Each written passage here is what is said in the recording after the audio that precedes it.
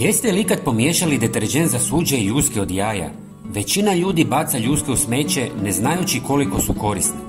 U ovom kratkom videu pokazat ću vam više načina kako ih možete iskoristiti, stoga svakako ostanite s nama do kraja videa. Prvo ćemo nekoliko ljuski usitniti u mlincu kako bismo dobili fini prah. Prijatelji, odakle ste? Ja sam iz Hrvatske i pozivam vas da jednom posjetite ovu predivnu zemlju. Hvala vam. Istresite prah u posudu. Prije nego vam pokažem trik s deterđentom, pokazat ću vam ovu jednostavnu metodu iskorištavanja ljuski. U pola litre tople vode dodajte prah i dobro promiješajte. Jeste li znali da su ljuske odlično gnojivo za biljke? Bogate su kalcijem i poboljšavaju strukturu tla. Posebno pomažu rajčicama, paprikama i tikvicama u sprječavanju truleži. One neutraliziraju kiselost tla, čineći ga pogodnim za ruže i azaleje.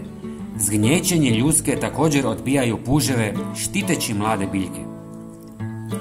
Sada malo praha stavite u posudu, dodajte malo deterđenta i jednu žlicu soli. Usitnjene ljuske jaja u kombinaciji sa soli i deterđentom za suđe stvaraju prirodni abraziv koji učinkovito uklanja tvrdokorne naslage i masnoće s posuđa. Ljuske djeluju kao blagi piling, sol pojačava abrazivnost i ubija bakterije, a deterđent razgrađuje masnoće. Ovo je znatno poboljšano sredstvo za čišćenje.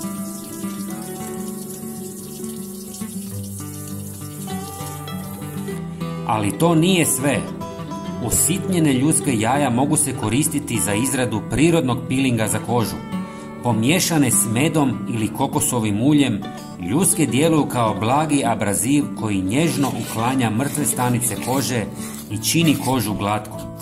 Ovaj piling je prirodan, jednostavan za izradu i siguran za korištenje, pružajući osvježavajući osjećaj bez kemikalija.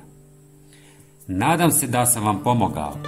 Podijelite ovaj video sa prijateljima. Hvala vam. Pozdrav!